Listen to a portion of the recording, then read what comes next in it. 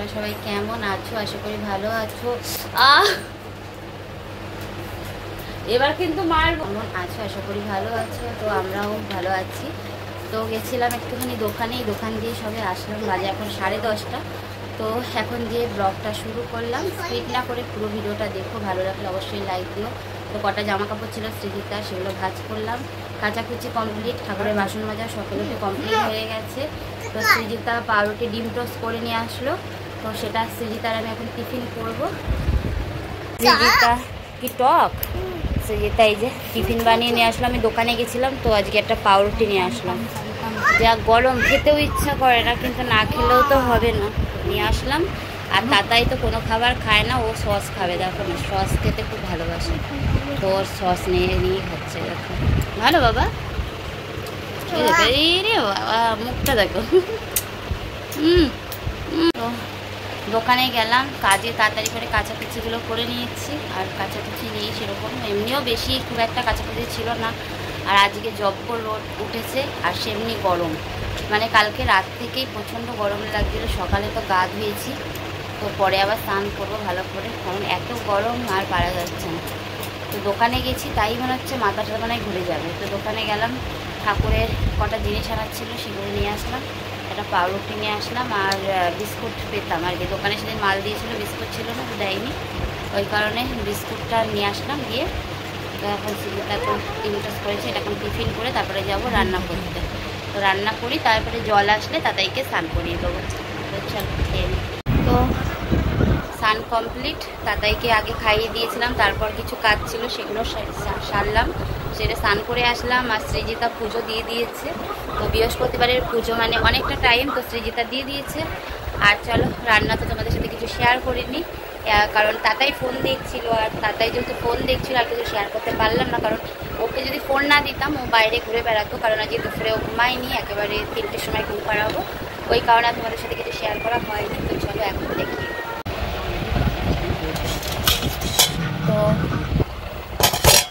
তো আজকে মাছের ঝোলটা কেমন লাগছে দেখো দেখতে। এতই হালকা রান্না করেছি যে কি বলবো, গরমে না ভালো লাগছিল না। তো একদম হালকা করে মাছের ঝোল করেছি, কাঁচা লঙ্কা দিয়েছি আর অল্প একটুখানি গুঁড়ো লঙ্কা, তাই কালারটা এরকম লাগছে। তেল কিন্তু একই পরিমাণ দিয়েছি, কিন্তু যেহেতু মশলার পরিমাণটা একটু কম দিয়েছি। আর এই তরকারিটা হচ্ছে মা দিয়েছিল, তো সেটাও গরম করে নিয়েছি, কারণ সঞ্জয় আর সৃজিতা এই মাছগুলো খায় না, আমি খাই ওর জন্য। আর এটা তাতাইয়ের তরকারি, তো তাতাইকে খাইয়ে দিয়েছি। আর রাতেরটা রেখেছি, আর হচ্ছে ভাত। আর এর মধ্যে রয়েছে কালকে একটু ভেন্ডি ভাজা আর শাক ভাজা। তো এই হচ্ছে। তো আজকে ঝোল আরও পাতলা, মানে এমনিতেই তো হালকা মানে রান্না করি, তো আজকে ঝোলটা আর একটু পাতলাই করেছি। তো চলো খেয়ে নিই। সঞ্জয় তো এখনও আসেনি, আসবে বলেছিল কিন্তু এখনও আসেনি, তাই সৃজিতার আমি খেয়ে নিচ্ছি। তো বিকেলের আবহাওয়াটা দেখো। তো এই ঘরে ভয়েস দিতে এসেছিলাম, তাই তোমাদের সাথেও একটু শেয়ার করলাম। তো সৃজিতা নিয়ে এসেছে ফুচকা, তো ফুচকাটাকে একটু ভালো করে সাজিয়ে নিচ্ছি। সব কিছুই সাজিয়ে নিলে খেতে বেশি ভালো লাগে।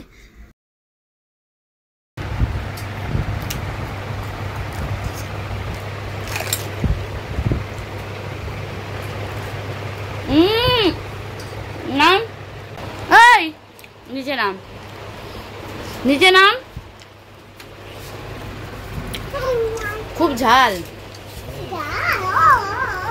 তো ফুচকা খাওয়ার তো অনেকক্ষণ আগেই হয়ে গেছে, কিন্তু এত পরিমাণে ঝাল দিয়ে নিয়ে এসেছিলো সৃজিতা যে সেটা কি বলবো, পুরো লাল আর কি আলু সিদ্ধটা ছিল।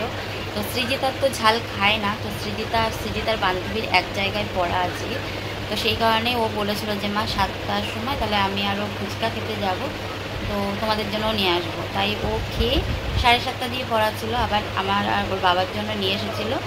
এতই ঝাল যে লাস্টে তাতাইয়ের জন্য একটা চকলেট এনেছিল, সেই চকলেট লাস্টে খেতে হলো, এতটাই ঝাল। আর তোমাদের সামনে তখন আসিনি, কারণ চুল কিছু আঁচড়ানো হয়নি, ইচ্ছা হচ্ছিল না। তারপরে এই আঁচড়ালাম, বিছানাটা পরিষ্কার করলাম, ঘরটা ঝাড় দিলাম, দিয়ে একটুখানি চুলগুলো আসতে তারপরে ক্যামেরাটা অন করলাম। তো এই হচ্ছে ফুচকার এত ঝাল, আমার পুরো এখানটা এখনও জ্বলছে আর কি। আসলে অত ঝাল খাই না, তো হট করে খেলে একটু কষ্টই হয়। তো ওকে বলবো যে তুই কি ঝাল বলেছিলিস বেশি করে দিতে, না তোরাও এরকম ঝালই খেয়েছিস। সৃজিতা এতটা ঝাল খাবে বলে আমার মনে হয় না, কারণ ও এত ঝাল খেতে পারে না। আর আজকে বৃষ্টিটা হলো কিন্তু খুব সুন্দর, ভালো বৃষ্টি হলো, সেমনি হাওয়া। তো আমার বান্ধবীদের ওদিকে তো শিলা বৃষ্টি হয়েছে, কিন্তু আমাদের এখানে হয়নি। আমাদের এখানে এমনি বৃষ্টি হয়েছে। ও বলছিল ও বলছিল আর কি, ও মেসেজ করেছিল, তখন ও দেখালো হাতে নিয়ে শিলাবৃষ্টি হচ্ছে। তো 9:45 বাজে, সন্ধ্যায় গেছিলো ওষুধ আনতে। গ্যাসের ওষুধও শেষ হয়ে গেছিলো, আমার ওষুধও শেষ হয়ে গেছিলো। আমার ওষুধ শেষ বলতে মানে আজকের দিনটা আর কি যেত, তাও নিয়ে আসলো একেবারে। আর দাদাই এখনও পিসির বাড়িতে, তো তরকারি ফ্রিজে রেখেছিলাম, দেখি বার করি। আর সন্ধ্যা এখন নিয়ে আসলো, ভাত রয়েছে অল্প একটু, আর রুটি নিয়ে এসেছে, না রুমালি রুটি যাই হোক নিয়ে এসেছে দেখছি। আর ওষুধ নিয়ে এসেছে এই যে। আর ওষুধ খেতে ভালো লাগছে না, এখনও যে কতদিন খেতে হবে সেটাই আমি চিন্তা করছি। আর এই যে এটা হচ্ছে আমার 10 দিনের ওষুধ, এখনও কতদিন খেতে হবে সেটাই চিন্তা করছি। তো আর গ্যাসের ওষুধ তো এখানে রেখে দিয়েছি। তো এখনও 1.5 মাস হয়েছে, মানে 8 তারিখ কি 10 তারিখ এরকম হবে হয়তো। মার্চ এপ্রিল মে, এখনও দেরি আছে, এখনও খেতে হবে। ভালো লাগছে না এই ওষুধ, আর খেতে ভালো লাগে এত ওষুধ।